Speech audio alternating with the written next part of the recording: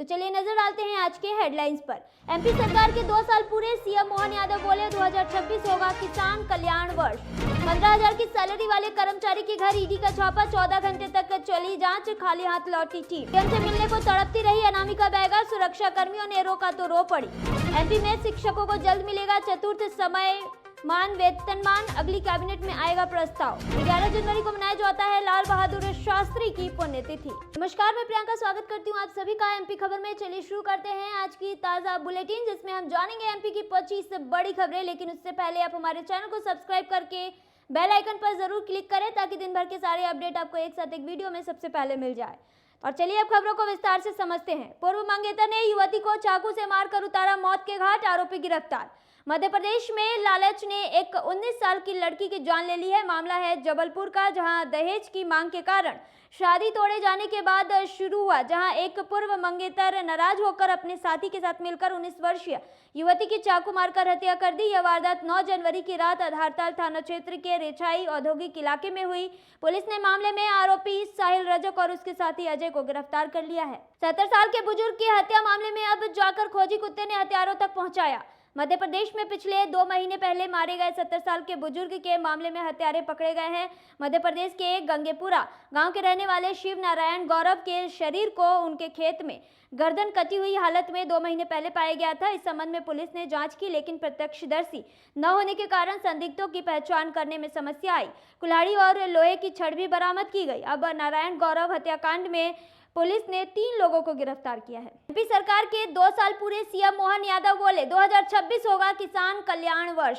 मुख्यमंत्री डॉक्टर मोहन यादव ने कहा है कि वर्ष 2025 औद्योगिक विकास की दृष्टि से सफल रहा। वर्ष 2026 किसान कल्याण वर्ष के रूप में मनाया जाएगा। हमारा लक्ष्य समृद्ध किसान समृद्ध प्रदेश है। राज्य शासन के लिए यह अत्यंत महत्वपूर्ण यह गतिविधि किसी एक या 2 विभाग की न होकर 15 से अधिक बड़े विभागों का संयुक्त अभियान होगी।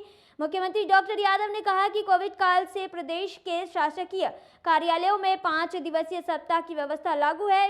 इस अवधारणा को सफलतापूर्वक लागू करने के लिए कार्यालयीन समय को बढ़ाना और सभी के द्वारा उसका अनुसरण आवश्यक है। यह सुनिश्चित किया जाए कि प्रदेश के शासकीय कार्यालयों में प्रातः 10 बजे से कार्य आरंभ हो। इसके लिए बायोमेट्रिक सहित अन्य तकनीकी प्रणालियों का सहारा लिया जाए। इससे अनुशासन के साथ कार्य निष्पादन में भी सुधार होगा।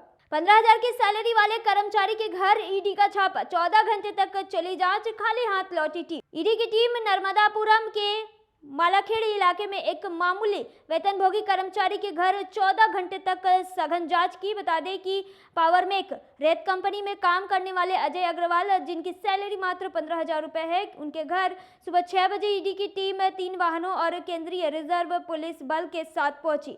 बता दें कि अजय अग्रवाल ने बताया है कि टीम 14 घंटे तक उनके घर पर रही। उन्होंने कहा कि न तो कोई दस्तावेज मिला और न ही कोई नकदी बरामद हुई। सीएम से मिलने को तड़पती रही अनामिका बैगा, सुरक्षा कर्मियों ने रोका तो रो पड़ी। सीएम मोहन यादव के कार्यक्रम के दौरान एक बेहद भावुक कर देने वाला दृश्य सामने आया है। बता दें कि बैगा समाज की बेटी अनामिका बैगा, जो डॉक्टर बनने का सपना संजोए हुए है, सीएम से मदद की गुहार लगाने पहुंची थी, लेकिन भारी सुरक्षा व्यवस्था और अधिकारियों की अनदेखी के चलते उसे मंच तक नहीं पहुंचने दिया गया। डॉक्टर बनने की ख्वाहिश रखने वाली अनामिका ने कहा कि उसके पिता की आर्थिक स्थिति बेहद कमजोर है, वह मुझे नहीं पढ़ा पाएंगे। मैं डॉक्टर बनना चाहती हूँ, मेरा डॉक्टर बनने का सपना है। ऐसे में मुख्यमंत्री से मिलना चाहती हूँ और अपनी बात रखना चाहती हूँ और फीस राशि मुख्यमंत्री जी से मांगना चाहती हूँ। एमपी पंचगव्य योजना के तहत 3.5 करोड़ रुपए के महाघोटाले का हुआ भंडाफोड़।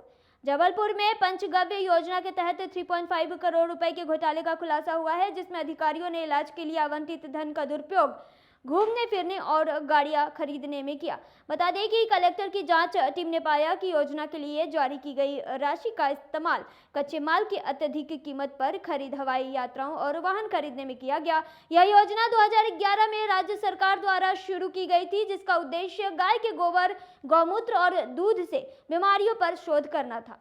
35 करोड़ के आधुनिक स्लॉटर हाउस की गाड़ी में मिला 26 टन का मांस, ठेकेदार को हुई जेल। भोपाल में गौमांस की बिक्री और तस्करी का सनसनीखेज मामला सामने आने के बाद हड़कंप मच गया है। बता दें कि नगर निगम के नवनिर्मित और करोड़ों रुपए की लागत से बने अत्याधुनिक स्लॉटर हाउस की गाड़ी से जब्त हुए 26 टन मांस के गोमांस की पुष्टि हो गई है। बता दें कि खुलासे के बाद कांग्रेस ने शुक्रवार को नगर निगम कार्यालय का घेराव कर जोरदार प्रदर्शन किया। कांग्रेसियों ने ठेकेदार के घर पर बुलडोजर चलाने और मामले के सभी जिम्मेदारों पर कठोर कार्रवाई की मांग की है। जब्त किए गए 26 टन मांस में गोमांस की पुष्टि होने के बाद ठेकेदार असलम कुरैशी को गिरफ्तार कर जेल भेज दिया गया है। कांग्रेस ने इस मुद्दे पर नगर निगम का घेराव कर ठेकेदार के घर पर बुलडोजर चलाने की मांग की है। एमपी में हाड़ कपा देने वाली ठंड, खजुराहो सबसे ठंडा, ग्वालियर दतिया में घने कोहरे का रेड अलर्ट। मध्य प्रदेश में बर्फीली हवाओं और कड़ाके की ठंड ने जनजीवन को अस्त व्यस्त कर दिया है। बता दें कि शुक्रवार को छतरपुर जिले के खजुराहो में 3.4 डिग्री सेल्सियस न्यूनतम तापमान के साथ प्रदेश का सबसे ठंडा इलाका दर्ज किया गया। वहीं दतिया में 3.9 डिग्री सेल्सियस, शिवपुरी में 4 डिग्री सेल्सियस और राजगढ़ ग्वालियर में 5 डिग्री सेल्सियस से भी पारा गिरने से लोग ठिठुरने को मजबूर हो गए। पंचमढ़ी में भी तापमान 5.8 डिग्री सेल्सियस तक लुढ़क गया। रेल मुसाफिरों को 3% की राहत, भोपाल मंडल 14 जनवरी से लागू करेगा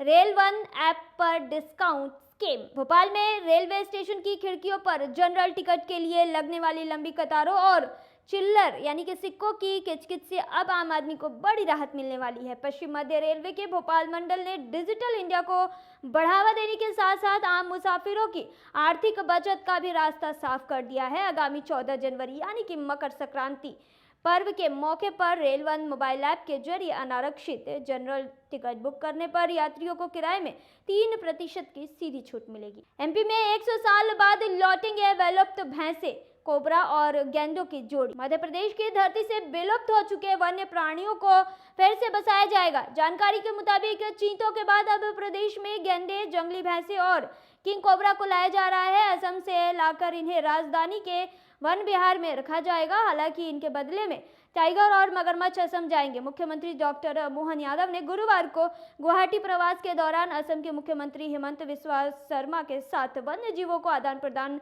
को लेकर चर्चा हुई है। दोनों राज्यों के बीच सहमति बनी है कि असम से 50 जंगली भैंसे 3 समूहों में 3 साल में गैंडे का 1 जोड़ा और 3 कोबरा मध्य प्रदेश में लाए जाएंगे। वीवी राम जी को लेकर गांव-गांव उतरेगी बीजेपी, चौपाल से ट्रैक्टर रैली तक ताकत दिखाने की प्लानिंग। वीवी राम जी को लेकर देश भर में विपक्ष के हो हल्ला के बीच अब सरकार और भाजपा से मिशन 26 के जैसे देख रही है। योजना की खासियतों में और लाभों को बताने के लिए प्रत्येक जिले में मंत्री नेता फायदे बताने जा रहे हैं। बता दें कि भाजपा जिलों में चौपाले, बैलगाड़ी, ट्रैक्टर रैलियां भी करने जा रही है। भारतीय जनता पार्टी ने जमीनी स्तर पर कार्यकर्ताओं को सक्रिय करने और सरकारी योजनाओं को घर घर पहुंचाने के लिए एक मेगा प्लान तैयार कर लिया है। बता दें कि प्रदेश के सभी जिलों में अब बीजेपी के मंत्री दिग्गज नेता न सिर्फ चौपाल लगाएंगे बल्कि किसानों को साधने के लिए बैलगाड़ी और ट्रैक्टर रैलियों के जरिए शक्ति प्रदर्शन भी करेंगे। इस अभियान का मुख्य फोकस वीवी राम जी योजना पर रहेगा। हाईवे पर ही कर दिया नवजात बच्ची का अंतिम संस्कार, सीहोर में क्यों फूटा पिता का गुस्सा।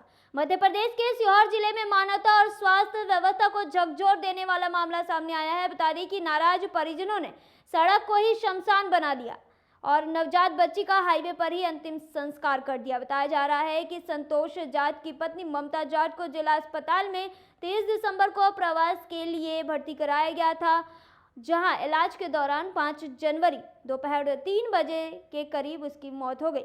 मासूम की मौत के बाद पिता संतोष जाट ने जिला अस्पताल प्रबंधन पर लापरवाही और अमानवीय व्यवहार के आरोप लगाए हैं और अस्पताल के सामने सड़क पर धरना दे दिया है। तो ये थी आज की ताजा बुलेटिन। ऐसे ताजा खबरों के लिए बने रहिए एमपी खबर पर। धन्यवाद।